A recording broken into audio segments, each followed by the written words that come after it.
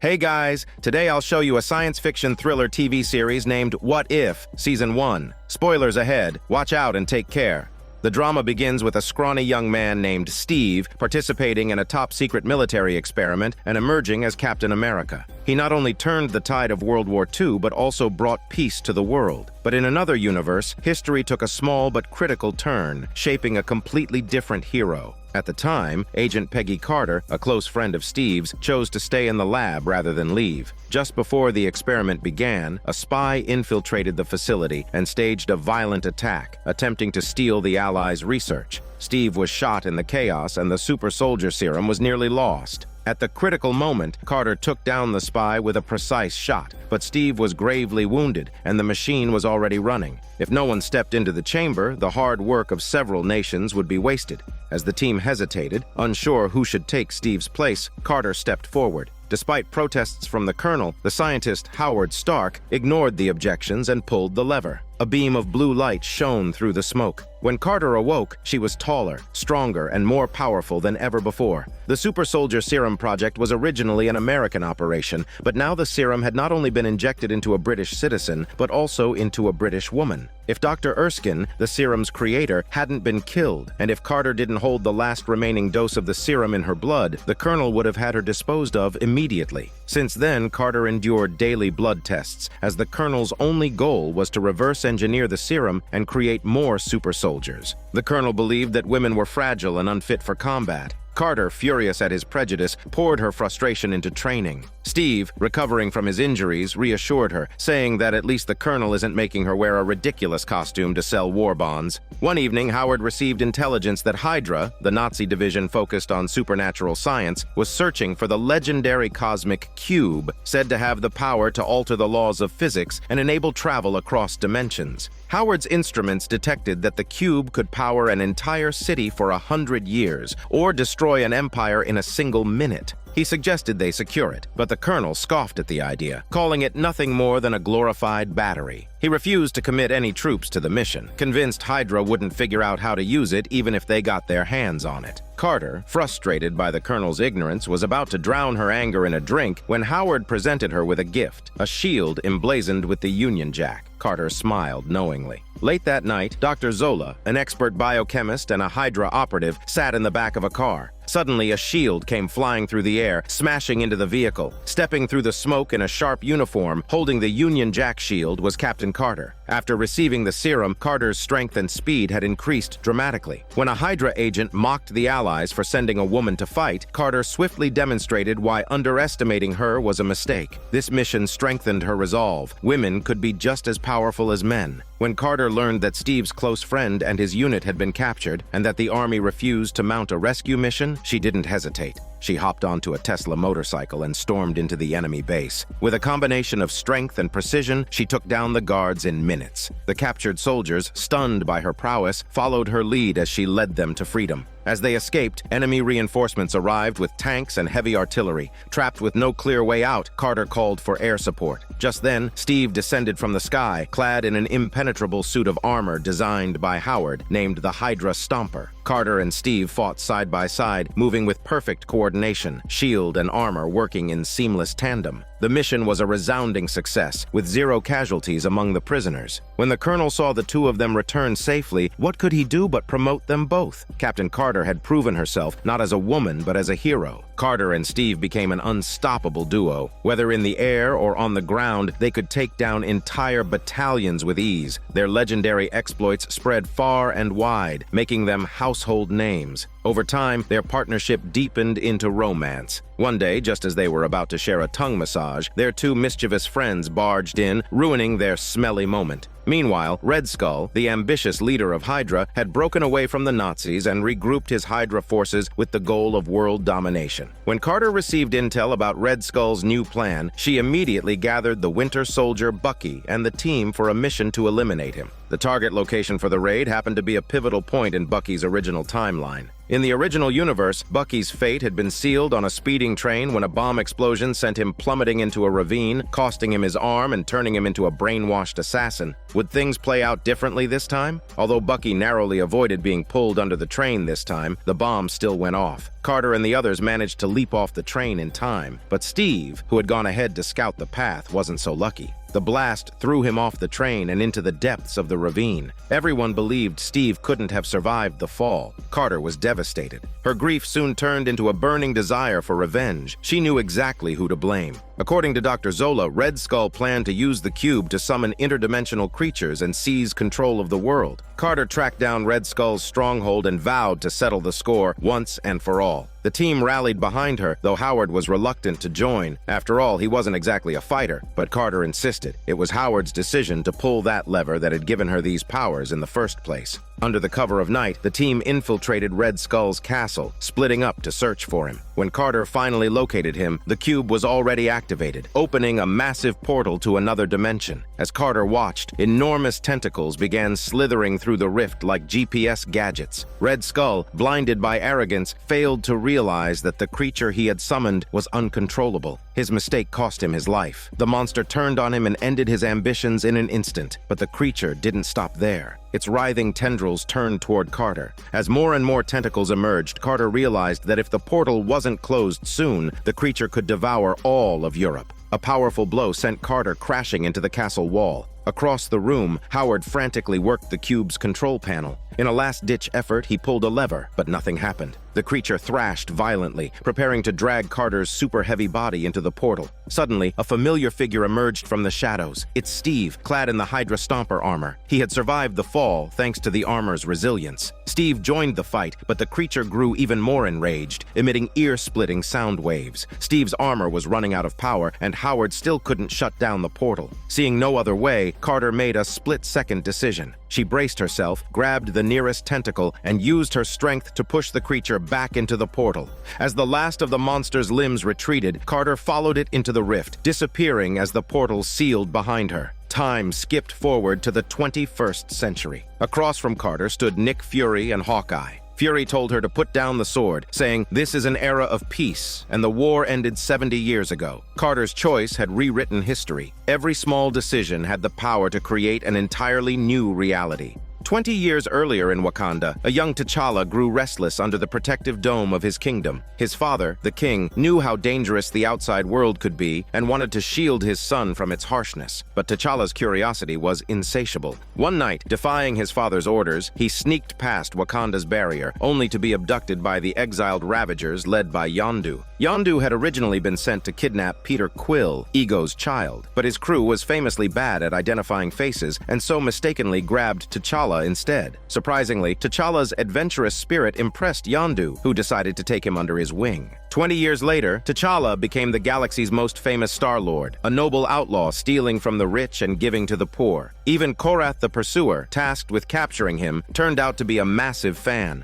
After T'Challa easily defeated him, Korath begged to join the Ravagers, passing out from excitement in the process. T'Challa was about to carry Korath back to the ship when a squad of soldiers surrounded him. Just then, a sharp whistle cut through the air. Yondu's arrow zipped through the crowd, taking down every enemy in sight. Yondu emerged from the shadows with his signature smirk. The exiled Ravagers were no longer a band of criminals. They had become a team of galactic Robin Hoods, standing for justice across the universe. Since T'Challa became Star-Lord, many lives had been altered. Take Thanos, for example. The once obsessed crusader for population control, after just a few minutes of T'Challa's lessons on redistributing resources across the universe, not only abandoned his plan to wipe out half of all life, but also joined the Ravagers. Now, he was a gardener, spending his days tending to plants. As for Drax, in the original universe, he had been the universe's destroyer, but T'Challa's intervention prevented the Kree Empire's invasion, and now he had a happy family. Gamora doesn't appear in this episode, but Nebula, with her new golden hair, was living her own life. One day, Nebula brought the Ravagers a new job. She had managed to secure the Genesis dust, a cosmic nutrient dust formed from the explosion of an ancient supernova. Just one grain of this dust could revitalize an entire planet. If they could get their hands on it, the entire galaxy could be free of famine. The only problem was that the Genesis dust was stored in the collection of the Collector Tivan, a man whose power was not to be underestimated. Ever since Thanos switched sides, Tivan had become a feared figure across the galaxy.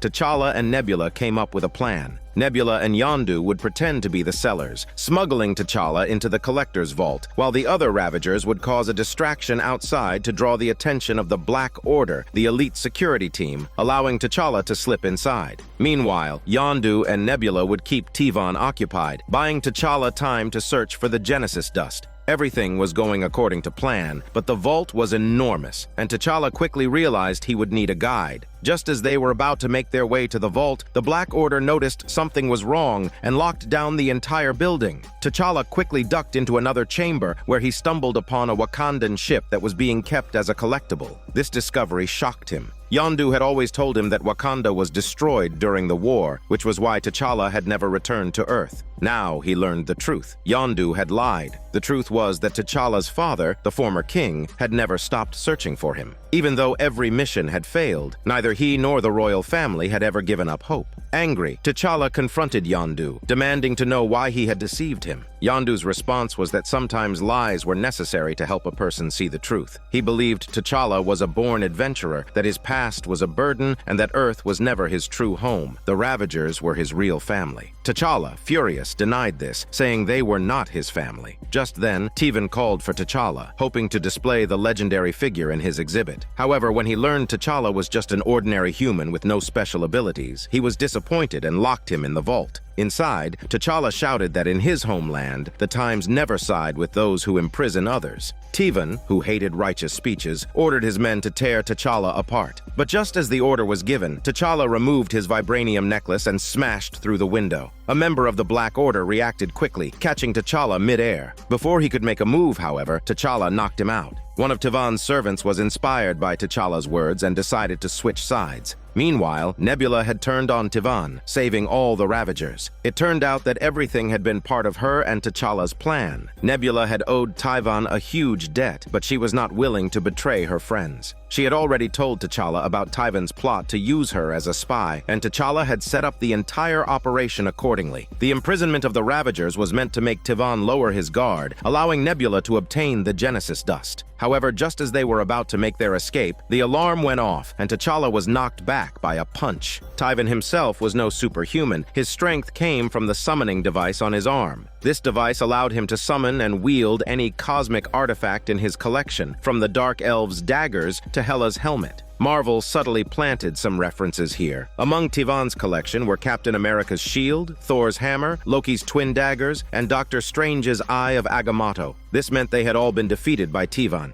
At that moment, T'Challa found himself at a disadvantage, pinned to a display case. Tivan mocked him, saying that not only had T'Challa lost his home on Earth, but the Ravagers would also soon abandon him. T'Challa simply told him the Ravagers never act alone. As if on cue, Yondu appeared. Despite the tension between them because of the Wakanda secret, they put their differences aside in the face of danger. Father and son worked seamlessly together, stealing the summoning device while Tivan was distracted. With one swift kick, they trapped Tivan in a display case. Finally, they handed the device over to the maid, who had grown tired of Tivan's disregard for life. She promptly released all the living exhibits, setting them free. Meanwhile, the Ravagers outside were in trouble. The Black Order had arrived, and Thanos stepped forward to face them alone. Surrounded and under attack from all sides, even he struggled to hold his ground. Thankfully, his adopted daughter Nebula arrived just in time. She scattered a few grains of Genesis dust, which caused an explosion that engulfed the Black Order. Within seconds, lush vegetation sprouted across the entire planet, and the father-daughter duo swiftly escaped. Once the dust settled, Yondu was about to apologize, but T'Challa cut him off. After all, T'Challa had left Wakanda of his own free will. Yondu had only helped him along the way. T'Challa was actually grateful for the journey, but now, after seeing so much of the universe, he felt lost, unsure of where he truly belonged. Yondu gave him a simple answer, saying it doesn't matter where home is, what matters is where he wants to go. He told him to just follow his heart. After 20 years away, T'Challa finally returned to his homeland Wakanda. His parents and sister had been waiting for him all along. At the end of the story, the Ravagers and the Wakandan royal family shared a peaceful tea ceremony. The captain of the Royal Guard was seen discussing the Infinity Gauntlet with Thanos, while Korath was flirting with Princess Shuri. The mood was relaxed and harmonious.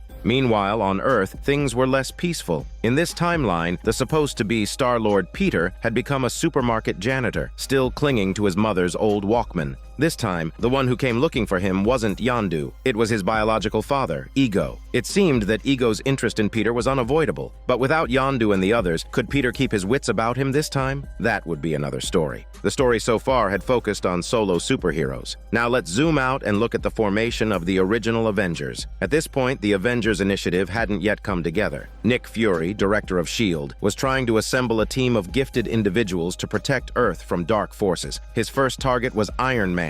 Ever since Tony Stark publicly declared himself as Iron Man, Fury had been keeping a close eye on him. It didn't take long before the arc reactor in Tony's chest began poisoning him with palladium. Spiraling into self-destruction, Tony started talking about giving away his fortune and generally acting recklessly. Fury knew that if this continued, it would end badly. He decided to step in. Fury and Black Widow Natasha tracked Tony down and injected him with lithium dioxide to counteract the palladium poisoning. But instead of improving, Tony convulsed and collapsed to the ground. By the time Fury realized something was wrong, Tony was already dead. Since Natasha was the one who administered the injection, she was immediately treated as the prime suspect and taken into custody. Fury knew she wasn't responsible, but S.H.I.E.L.D.'s protocols were strict. He had no choice but to go through the motions. However, he secretly slipped the used syringe to Natasha, telling her to find out what had really happened. Natasha got the message. Within seconds, she knocked out the guards escorting her and escaped. The next day, in the New Mexico desert, an agent discovered Thor's hammer. No matter how hard they tried, no one could lift it. S.H.I.E.L.D. quickly set up a research base around the hammer. That night, Thor broke into the base, attempting to reclaim his weapon. When the agent saw what was happening, he immediately reported to Fury. After witnessing Thor's strength firsthand, Fury ordered Hawkeye to stand down and not engage, remarking that this guy is a perfect candidate for the Avengers. But as soon as he finished speaking, Hawkeye's arrow was already in flight. Despite Hawkeye's protests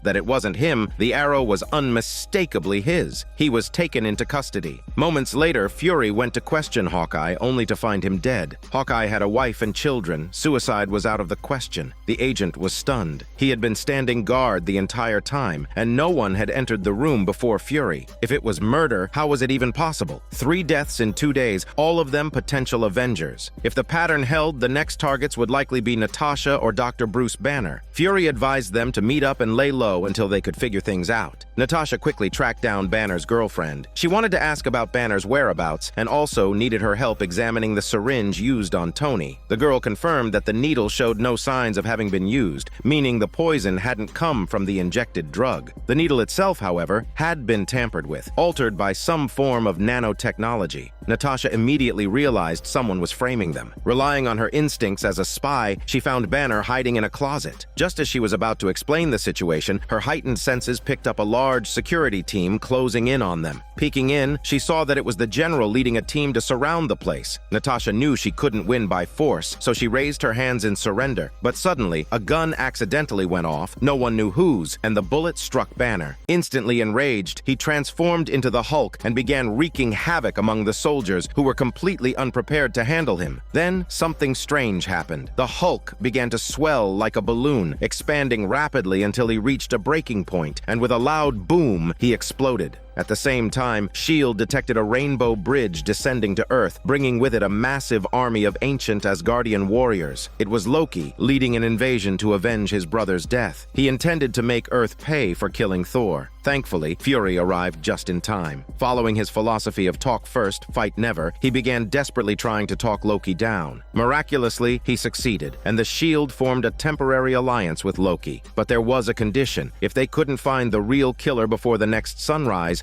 Earth would be cast into eternal winter. Meanwhile, Natasha, having witnessed the Hulk's explosion, hacked into S.H.I.E.L.D.'s database to investigate the truth. She soon discovered something suspicious. An agent who supposedly died 2 years ago had recently accessed the system. Natasha immediately called Fury, but then heard suspicious footsteps behind her. She clearly knew who it was and appeared confident. However, once the fight started, she quickly realized she was outmatched. This enemy's strength went far beyond her expectations. In the end, she only managed to leave Fury a voicemail with a single word: hope. Then Then she was killed. As dawn approached, Fury still couldn't make sense of Natasha's final message. Frustrated, he pulled out a pager and muttered that this is their last hope. Suddenly, everything clicked. He realized who the real culprit was. Fury then drove straight to Loki's base and explained everything. Later, he visited a grave in a cemetery. Buried there was Hope, a former S.H.I.E.L.D. agent who died during a mission 2 years ago. Natasha's message didn't mean hope as in optimism. It referred to a person. Hope was the daughter of Hank Pym, the original Ant-Man. Devastated by his daughter's death,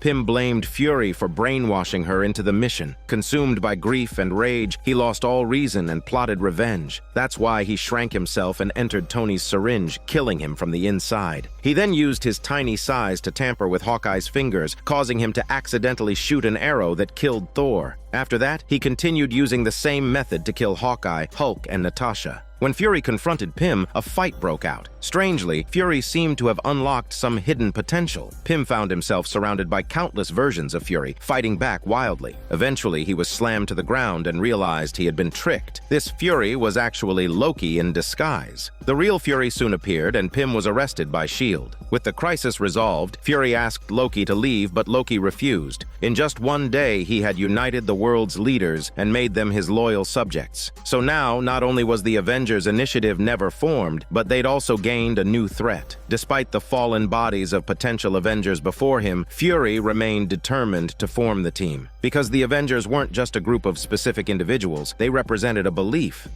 that, when the darkest hour comes, heroes will rise. In the final scene, Fury finds Captain America's shield buried in the snow, suggesting that the Avengers could still come together. This story shows us that while the world won't stop turning due to the loss of a few people, the butterfly effect of a single choice might just change the fate of an entire planet. The scene shifts to another alternate reality where Stephen, known as Dr. Strange, is still a successful surgeon. One evening, he and his love, Christine, are invited to a formal dinner, a pivotal moment where fate takes a different turn. This time, Stephen doesn't lose his hands, he loses Christine. Unable to accept this cruel twist of fate, Stephen abandons his career and travels the world in search of obscure mystical arts to undo what happened. From here, events unfold much like the original story. Stephen meets the Ancient One, studies the mystic arts, and uses the Eye of Agamotto to create a time loop. After the Ancient One sacrifices herself, Stephen negotiates with Dormammu and convinces him to abandon his attack on Earth. But despite all he's accomplished, Stephen remains haunted by Christine's death. Desperate to save her, Stephen uses the Eye of Agamotto to travel back 2 years, to the night of the accident, hoping to change history and rescue Christine. But fate is stubborn. The accident happens again, just in a different way. Heartbroken but undeterred, Stephen reverses time and tries again. This time he changes the route, but the accident still happens. On the next attempt, he avoids driving altogether, only for Christine to suffer a heart attack at the dinner. Convinced that the dinner itself is the problem, Stephen decides they should skip it entirely. Instead, they go to a pizza place, only to get caught in a shooting that kills Christine. No matter how hard he tries, Stephen cannot rewrite history. He starts to wonder if the problem lies with himself. Maybe if Christine had never met him, she would still be alive. But that night, Stephen receives devastating news. Christine died in a house fire. It becomes painfully clear. Everything he's tried has been in vain. Stephen is crushed. All he wants is for Christine to live. Why is it so impossible?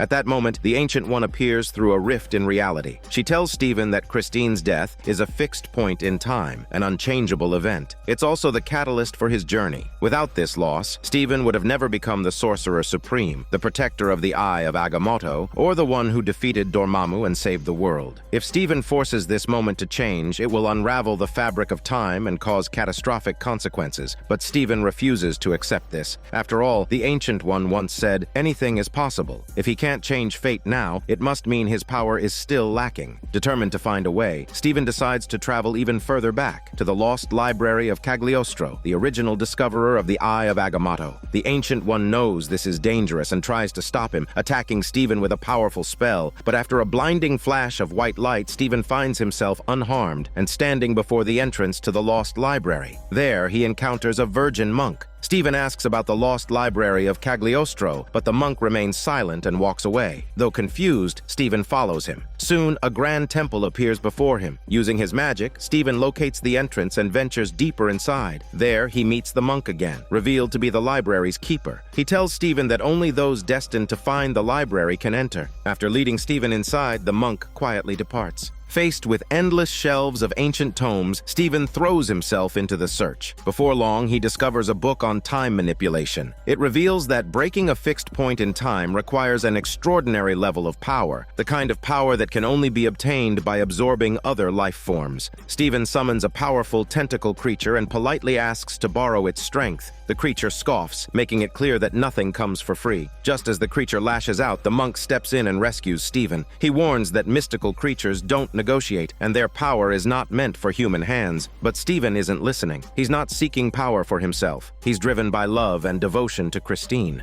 The monk realizes there's no convincing him. Everyone has their own destiny, and Stephen's is leading him down a dangerous path. After recovering from his injuries, Stephen resumed his quest for power, but this time he was more cautious. He started small, absorbing the essence of lesser magical creatures to strengthen himself gradually. But as time went on, the creatures he targeted became larger and more twisted, and so did Stephen. He slowly began to lose his humanity, and a dark aura started to surround him. The Watcher, who had long been observing this universe, could have warned Stephen and tried to stop him. But in this timeline, Stephen's fate wasn't worth the sacrifice of others. Besides, Stephen wouldn't have listened anyway. Stephen seemed to hear the Watcher's voice at one point, but after calling out a few times without a response, he ignored it and pressed on. To gain power faster, Stephen used magic to stop his aging and secluded himself in the lost library for hundreds of years, continuously absorbing the strength of various magical creatures. His mind and body were gradually corrupted, but he never forgot why he started down this path. Finally, one day, Stephen succeeded in killing the first tentacle creature he had ever faced. Only then did he realize how powerful he had become. It was time to return.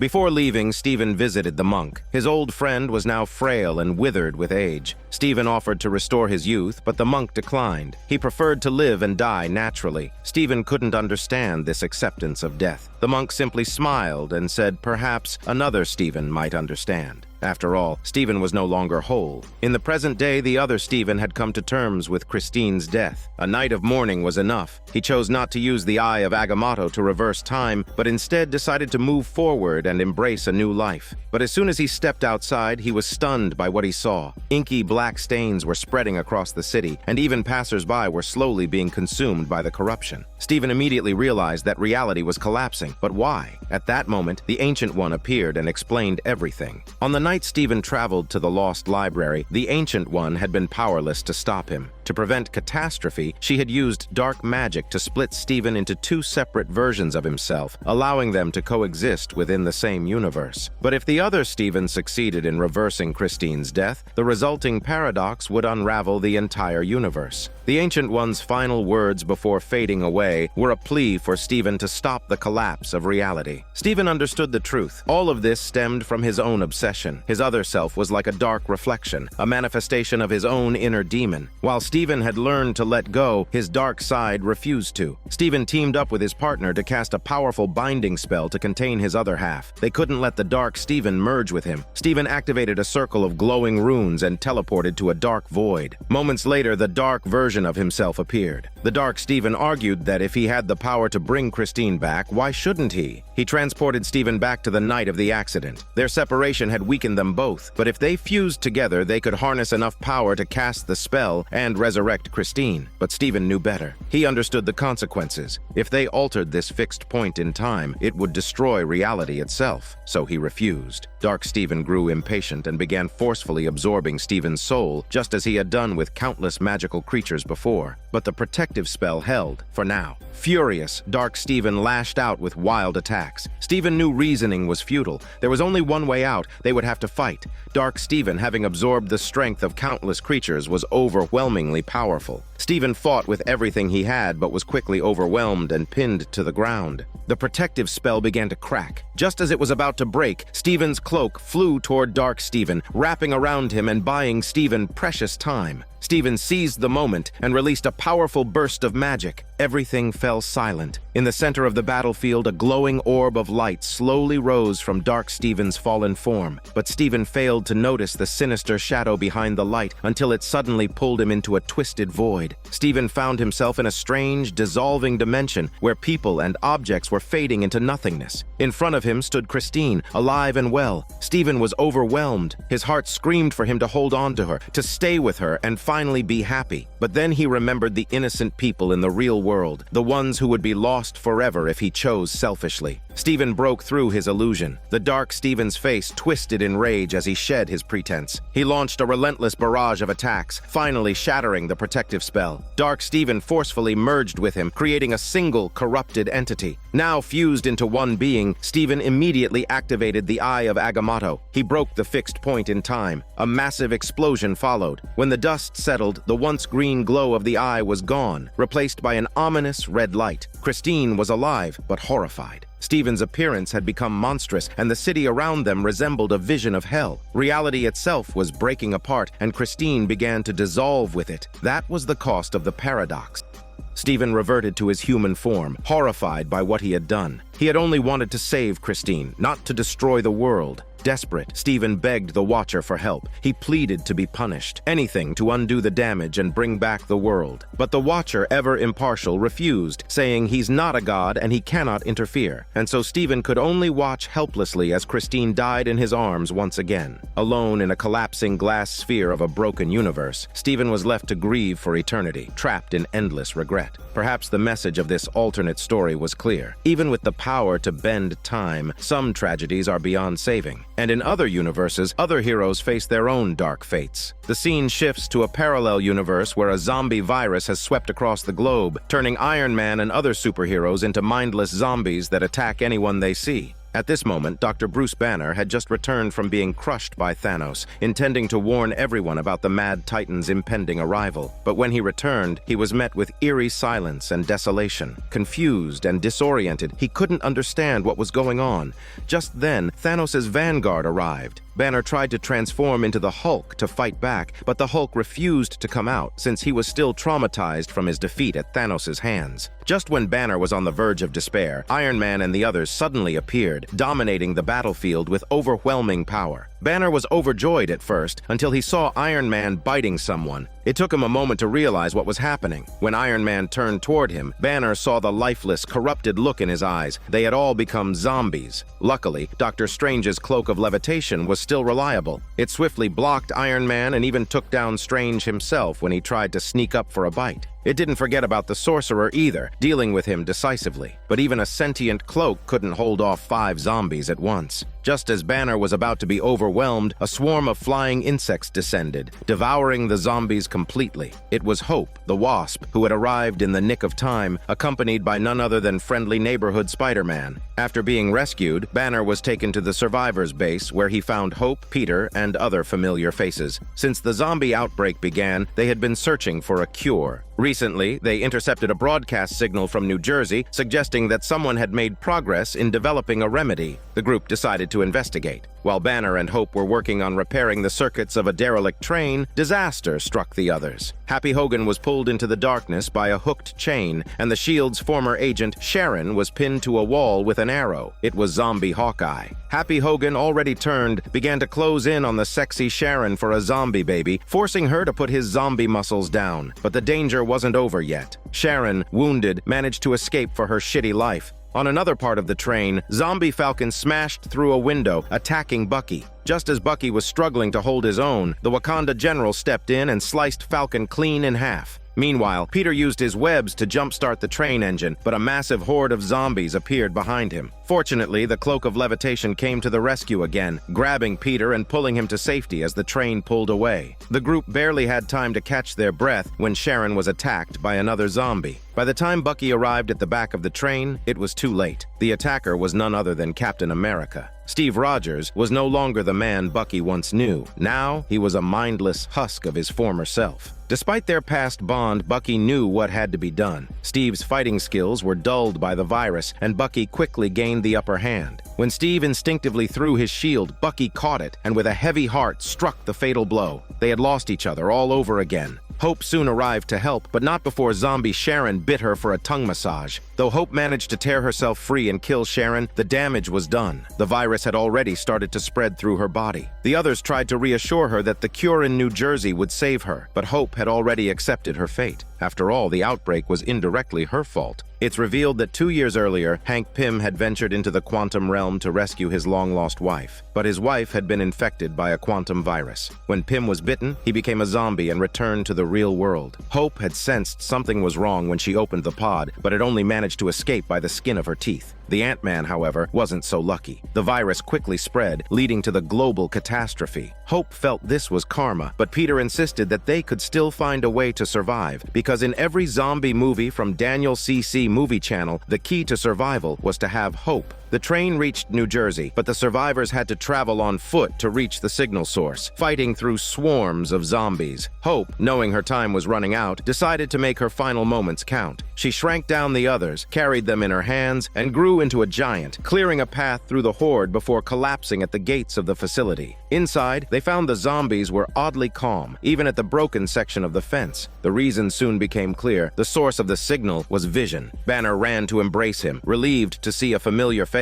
Vision explained that the zombies were repelled by the frequency emitted by the Mind Stone. He had already tested its power. It had successfully cured the Ant-Man, though only his head remained intact. Banner suggested using a satellite to broadcast the Mind Stone's frequency worldwide, which could potentially cure the entire planet. However, Vision admitted that only Wakanda had the technology and resources to make that possible. Its protective shield had kept it safe, making it humanity's last stronghold. Afterward, Bucky went off to search for a means of transportation. Along the way, he heard a strange noise. When he turned to look, he was stunned. It was Zombie Wanda. As he stood there, confused, a weak voice came from nearby. It was T'Challa, the Black Panther, missing one of his legs. That's when Bucky realized the truth. It was all a trap set by Vision. When they returned to the base and exposed everything, Vision no longer denied it. It was just as they had feared. He had been feeding survivors to Zombie Wanda. Even though he had developed a possible cure for the virus, Wanda's powerful magic made her resistant to it. To keep her alive, Vision had resorted to sacrificing innocent people, tricking innocent people into a death trap, all in the name of love. The Wakanda general, who had been searching for T'Challa without success, was furious when she saw him being treated like food. Just as she was about to confront Vision, a red glow burst through the door. It was Zombie Wanda, still terrifyingly powerful even in her undead state. She immediately attacked, and despite everyone's best efforts, they couldn't stop her. As he watched Wanda slaughter his friends, Vision finally realized the horror of his actions. Determined to make things right, he decided to help the others escape. But just as they were about to leave, the Wakanda general was captured. Vision destroyed the storage facility, trapping Wanda inside, and urged the others to take the nearby plane and escape. However, he couldn't bring himself to leave Wanda behind. Vision then made the ultimate sacrifice. He tore the Mind Stone from his forehead. The energy from the stone caused the zombies to stop resisting and begin to converge toward the fresh scent of human flesh. Banner picked up the Mind Stone and prepared to leave, but Wanda suddenly emerged from the wreckage. Bucky immediately chose to stay behind to buy time for the others to escape.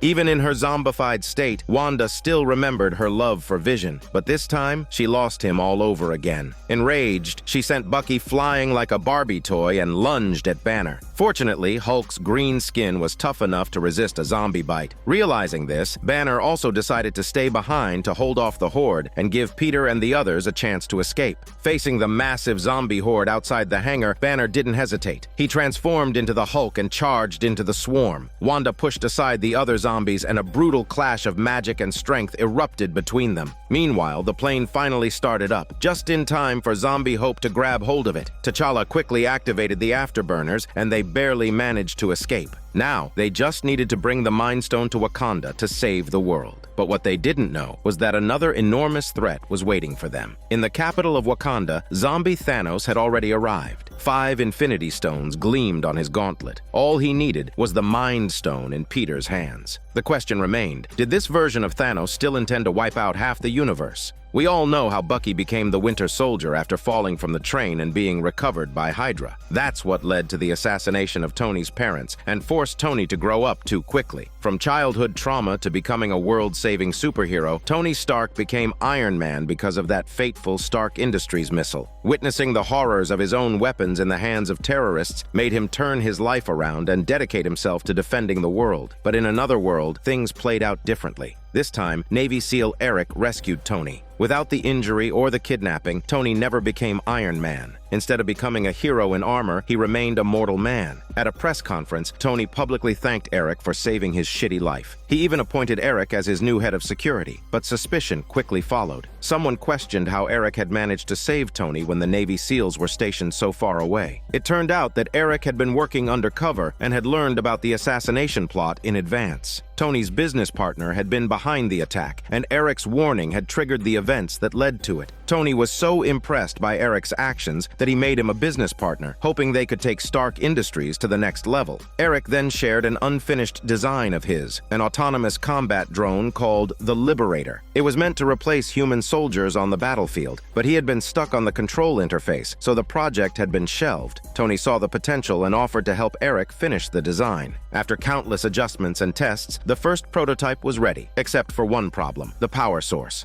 Eric suggested using vibranium. Though it was rare and valuable, an arms dealer named Ulysses Clow had a stockpile on the black market. Tony's assistant, Pepper, was against it. She refused to let Stark Industries get involved with illegal trade. But Tony had another plan. He reached out to his friend in the military, Colonel Rhodes. Rhodes could use his diplomatic connections to cover for them and acquire the vibranium through official channels. But things took a dark turn. Only 2 bodies came back, Rhodes and T'Challa. No one knew exactly what had happened, but diplomatic relations between the United States and Wakanda collapsed almost overnight. Tensions between the two nations were at a breaking point when tragedy struck again. Tony was murdered, and the weapon was a Wakandan spear. The military couldn't tolerate the provocation from a small border nation any longer. They immediately nationalized Stark Industries, mass-producing the Liberators in preparation to teach Wakanda a harsh lesson. But the military didn't realize that Eric was actually the cousin of T'Challa, the lost prince of Wakanda. Faced with the threat of an impending invasion, Eric couldn't sit back and watch his homeland suffer. He returned to Wakanda, bringing with him the body of Ulysses Clow, the vibranium thief. Eric wanted to prove to everyone that even though he had been away from his tribe for many years, his loyalty to Wakanda had never wavered. Despite years of separation, the old king of Wakanda chose to believe his long-lost nephew. But the Queen and Princess Shuri were far less trusting. There was no time to ease tensions. Eric revealed everything he knew about the Liberators. He explained that the Liberators operated using a hive matrix. The best strategy was to let the combat drones enter Wakanda's shield and then sever their connection to the military's communication network.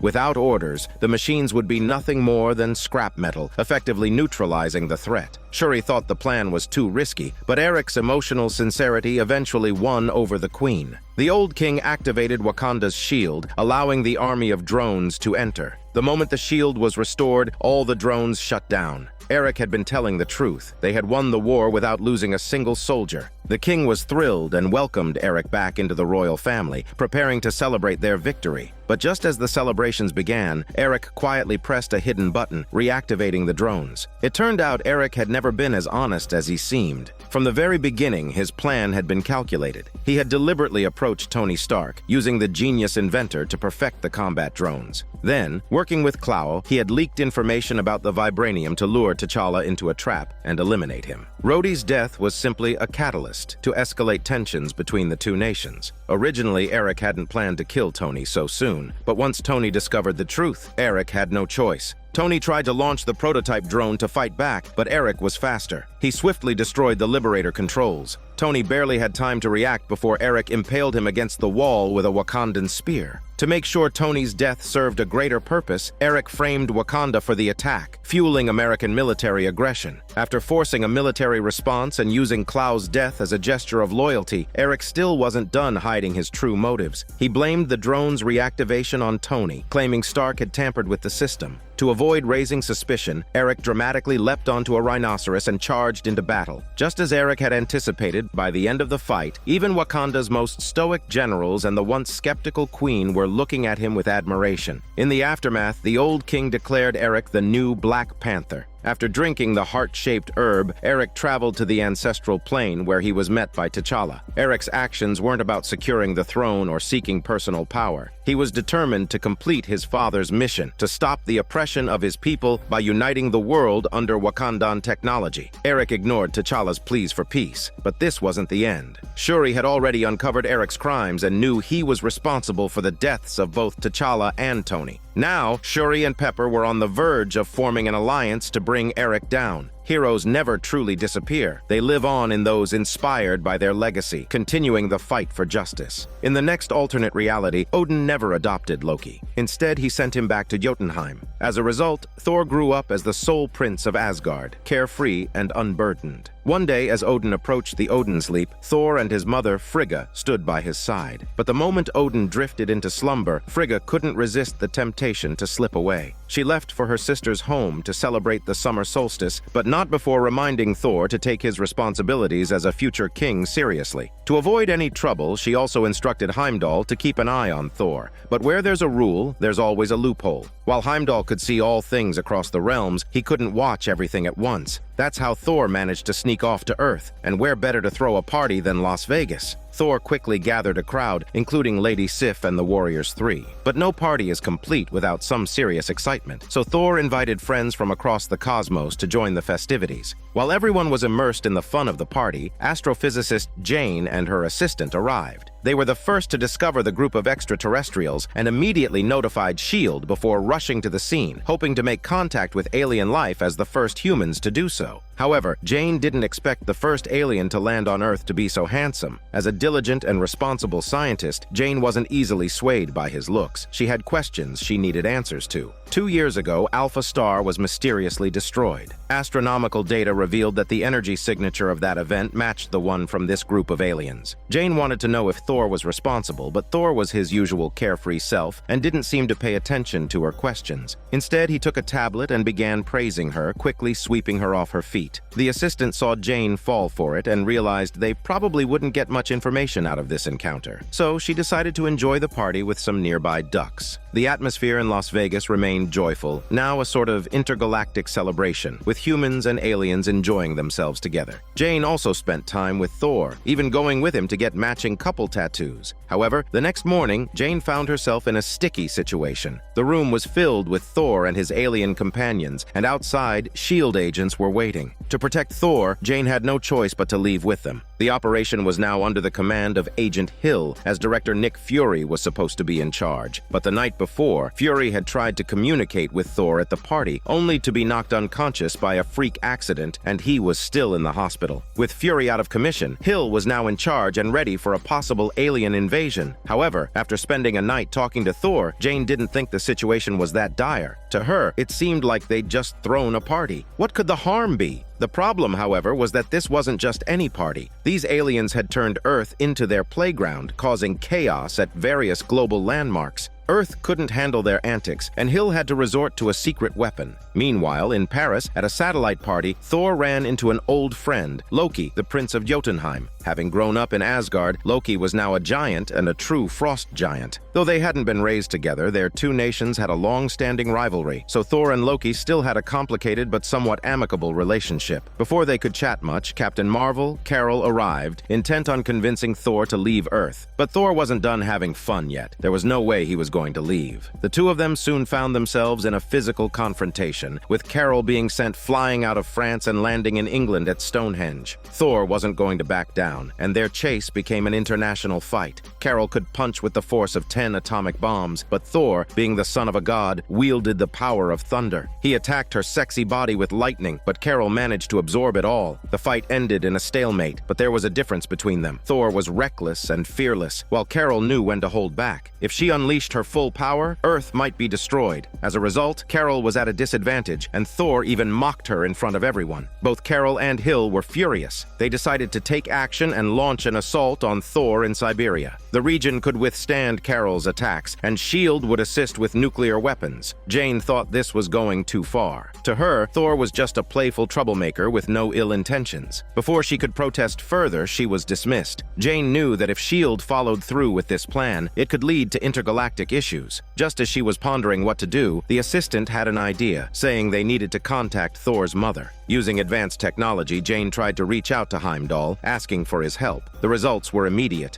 Jane was soon teleported to a tea party with Frigga, Thor's mother. Thor, unaware of what was about to happen, was performing a freefall stunt when Carol grabbed him and dragged him all the way to Siberia. Thor was furious, and Carol prepared to use all her strength to teach the god a lesson. Meanwhile, S.H.I.E.L.D.'s nuclear missiles were locked on target, just waiting for Hill to give the order. Suddenly, an illusion of Frigga appeared, reminding Thor that a mother's supervision is the best kind of guidance. Thor immediately calmed down and explained to Frigga that he and his study group were just having a cultural exchange on Earth and hadn't thrown any parties. Frigga didn't quite believe him and decided to cut her tea party short and come to Earth to check out these so-called study results. At the sound of this, Thor lost all interest in fighting and immediately turned to Carol for help, but she wasn't interested in getting involved, telling him to clean up the mess he had made. Thor had no choice but to turn to his good buddy Loki for help. However, Loki was just a drinking buddy, the kind who wouldn't lift a finger for any dirty or difficult work. The rest of the group was no different. Everyone wanted to share the fun, but not the trouble.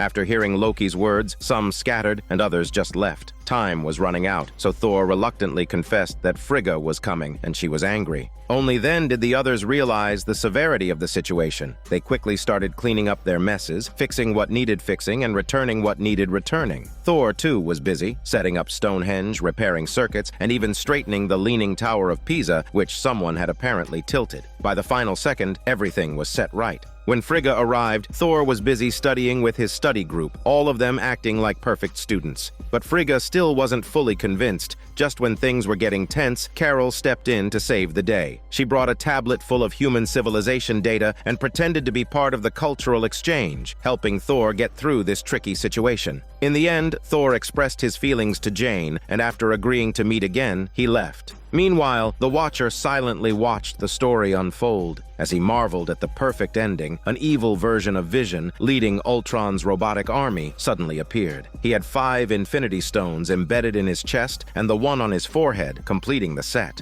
It was clear that this evil Vision wasn't from the party universe, as the fully equipped Infinity Gauntlet had already appeared in Odin's collection at the start of the episode. Up until now, each episode had been a standalone story, without contradictions, but the ending of this one was clearly setting up a crossover with previous universes. Let's dive into the next parallel universe story. Tony created Ultron using the Mind Stone and the power of technology to protect Earth's peace. However, Ultron developed the ability for independent thought and, in his mind, the only way to achieve true peace was by eradicating all life. To do this, Ultron needed to strengthen himself, so he built himself a vibranium body. But unlike our familiar main universe, the Avengers couldn't stop Ultron this time. Captain America, Thor, and Hulk were all defeated one by one, and Ultron managed to overpower Earth's mightiest heroes. No one on Earth could stop him. He invaded the world's nuclear weapons stockpiles, launching all the nukes in one go and bringing about a nuclear apocalypse. Looking at the devastated Earth, Ultron felt a deep sense of satisfaction. But then Thanos arrived. In just a few seconds, he almost met his end, losing both soldiers and equipment, which gave Ultron an epic power boost and revealed to him that there were more planets in the universe besides Earth, and more life for him to destroy. With all 6 Infinity Stones, Ultron casually waved his hand and created countless Sentinels. He led his army of robots to attack the cosmos, with massive starships descending from the skies. A single laser cannon from one of these ships could obliterate an entire planet. Ultron's army fought tirelessly across the universe, destroying one race and planet after another. But on the planet Saldar, Ultron was finally met with some resistance. Captain Marvel, hearing the news, arrived just in time. She fought with all her might, pushing Ultron down into the planet's core, attempting to end his life there. However, Ultron, empowered by all 6 Infinity Stones, was near invincible. Not only did he survive, but he also killed Captain Marvel and proceeded to destroy every planet in his path. As the universe slowly returned to silence, Ultron finally completed his mission, but then he found himself feeling lost. At that moment, a voice spoke, and the Watcher from the Marvel multiverse appeared, commenting on the events from the Void as usual. However, Ultron, now at an unprecedented level of awareness, heard him. This had never happened before. If Ultron had discovered the existence of the multiverse, he would likely stop at nothing to destroy the life in other universes, causing unimaginable destruction. But the Watcher knew that no matter how powerful someone was, there was always a way to stop them, and that universe still had hope. As the Watcher had said, on the source world of Ultron's creation, Earth, there were 2 survivors, Black Widow and Hawkeye. Even though the world had been destroyed, they were still searching for a way to fight Ultron. Finally, in a classified file, they found the answer. Despite his power, Ultron was still just an artificial intelligence. By infiltrating his core code, they could completely destroy him. To do this, they needed another AI, Dr. Zola, the first human genetic engineer in history. On the verge of death, Dr. Zola uploaded his consciousness into a computer, achieving immortality. It was this man who became the last hope to save the entire universe. But how would this once evil scientist cooperate with Black Widow and Hawkeye? After all, he was just virtual data now, and likely had no interest in human affairs. Convincing Zola wasn't too difficult, though. Hawkeye threatened him, asking him to help them or he would smash this computer. In the end, Zola had no choice but to compromise. To attack Ultron's programming, they needed to upload him into the main system. So Black Widow managed to lure a group of Sentinel robots, while Hawkeye helped capture one, allowing Zola to be uploaded into it. However, as soon as the transfer was complete, the doors were smashed open by the Sentinels, and they had to make a quick escape.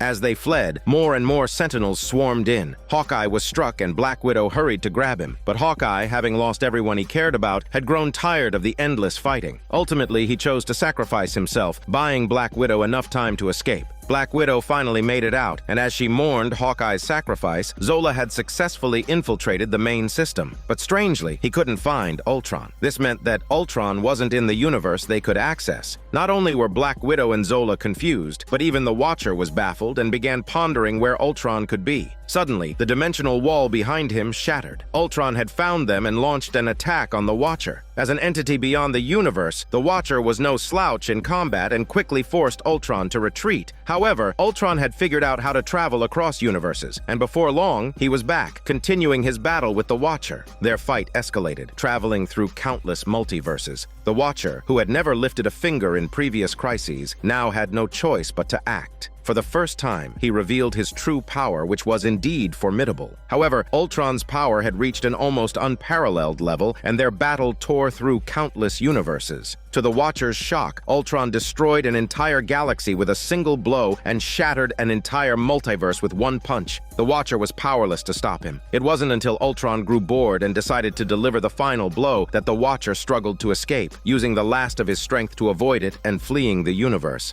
Ultron, indifferent to his defeated foe, didn't care where the Watcher went. His plan to destroy all life across the multiverse would continue. The Watcher could no longer stand by. The multiversal crisis was largely his fault. So he arrived in a universe already destroyed, the one that Steven regretted so much. Yes, the Watcher now needed his help, and thus they formed an alliance, preparing to organize a cross-universe team to take on Ultron. Meanwhile, Ultron's robots had invaded Earth. Thor, caught up in his own battle, didn't notice the Watcher calling for him. By the time Thor came to his senses, he found himself in a different dimensional bar, surrounded by superheroes from various parallel universes. Doctor Strange, now 10 times more powerful than before, Captain Carter with a core of leadership, the righteous adventurer T'Challa version of Star-Lord, Gamora in her armor having defeated Thanos, the cunning Black Panther, and the goofy Thor. Thus, the Guardians of the Multiverse were formed. After learning the details of the situation, the six quickly devised a strategy. Thor would use his lightning to lure Ultron in, while T'Challa would steal the Infinity Stones. Then, Gamora would use a custom-made crusher to destroy the stones. The plan was set to begin the following morning. The group first arrived in another universe to rest, talking about the differences between their universes. But Black Panther remained silent, picking up one of Ultron's robot heads to study. Doctor Strange conjured up a drink and gave an impromptu speech on the grand concept of time, space, life, and death, making everyone a bit uncomfortable until T'Challa stepped in to ease the tension. Just then, Ultron's giant face appeared in the sky. Doctor Strange quickly cast a powerful protective spell on everyone, and they proceeded with the plan. Gamora and Black Panther went to another universe to wait, while the others stayed to steal the Infinity Stones. Thor struck first with a bolt of lightning, but it had no effect on Ultron. Ultron snapped his fingers and disappeared. The Infinity Stones on his chest flickered, causing the sky to collapse. Just as Ultron was about to leave, the four others appeared, unharmed.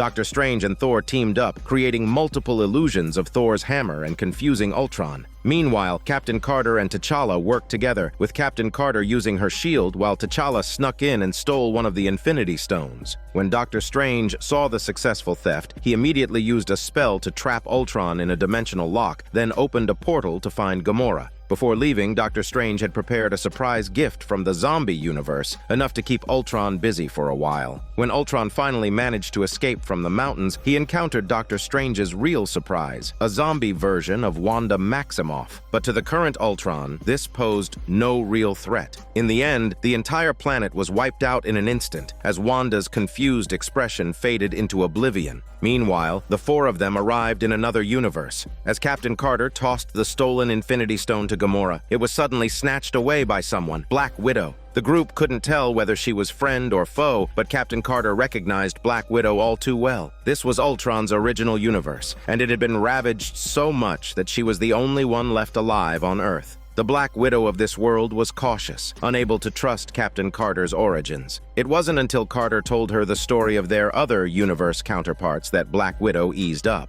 But there was no time for a reunion, as Ultron soon appeared, unleashing an energy capable of destroying the planet. To everyone's surprise, Doctor Strange absorbed the destructive power with ease, leaving Ultron stunned. The group quickly seized the opportunity and worked together to restrain his movements, determined to keep him away from the stone. Captain Carter and Black Widow coordinated with their shields, while the others worked seamlessly together. With their constant attacks, Ultron couldn't even get close to the stone. However, when Gamora swung her sword at Ultron, it unexpectedly activated the Time Stone's power, trapping everyone in slow motion, with only Ultron free to move. Just as the stone was about to be returned to its rightful place, a hellish tentacle grabbed Ultron. Doctor Strange, wielding the Time Stone from another universe, wasn't affected by the slowed time and freed the others. Ultron, enraged, grew several times larger. Seeing this, Doctor Strange immediately released a beast from within to block him, crushing the giant Ultron down to size and creating a magical seal to restrain his limbs. The others each grabbed a chain to keep him from getting up. Gamora hurriedly placed the Infinity Stone into the crusher, and after their collective effort, all 6 stones were destroyed. However, the massive shockwave didn't mark the end. Ultron's voice rang out again. Each universe was unique, so the Infinity Stones from each universe were different. The crusher only destroyed the stones from this particular universe. Ultron regained his invincible state, but this time he grew more cautious, focusing his attacks on Doctor Strange. The heroes were quickly overwhelmed and unable to move. Black Widow, slowly losing ground and being knocked back, noticed a glimmer of hope, a Zola virus-tipped arrow. Initially, to take down Ultron, Black Widow and her friend Hawkeye had placed the Zola virus in an arrow, intending to implant it into an Ultron robot to destroy his core code. But after Hawkeye sacrificed his life, their plan failed, as Ultron wasn't in that universe at the time. But now Ultron was right in front of them. This was the perfect opportunity. Black Widow quickly shared the plan with Captain Carter, and together they launched the arrow which pierced Ultron's body.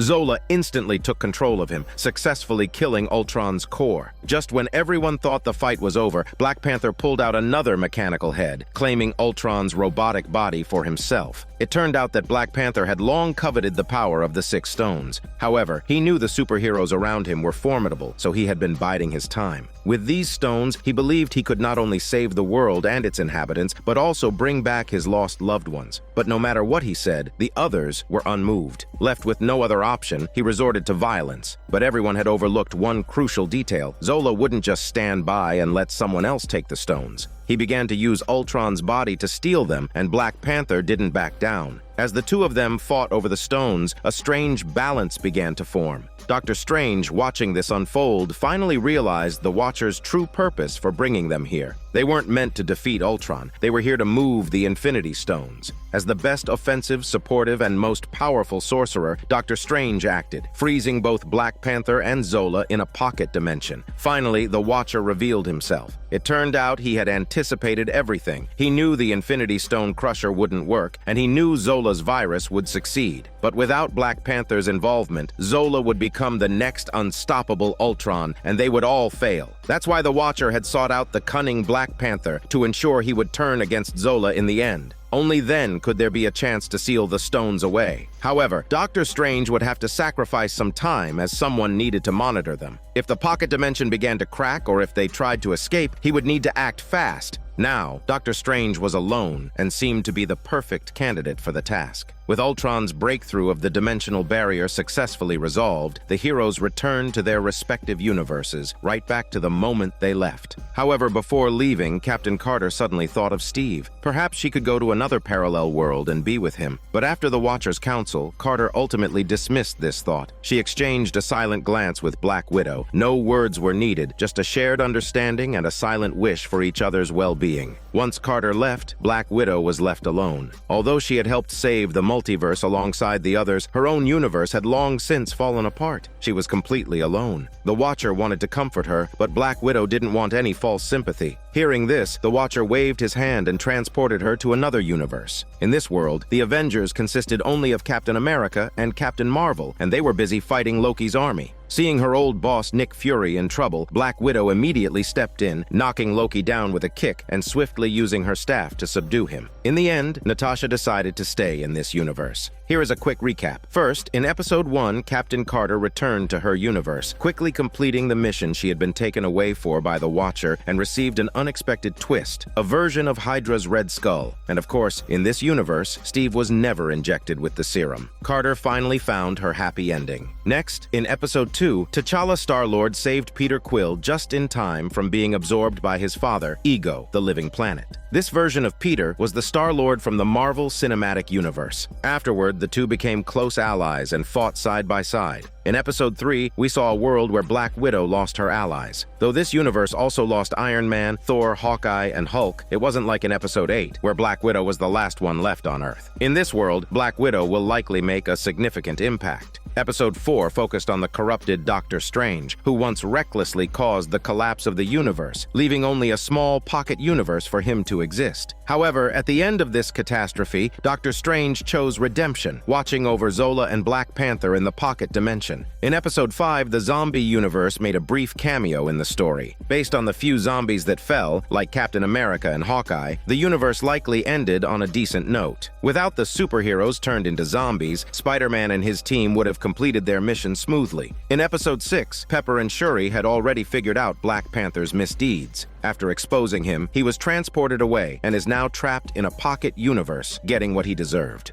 In Episode 7, Thor returned to his original universe and embraced his beloved Jane, and with that, the series concludes.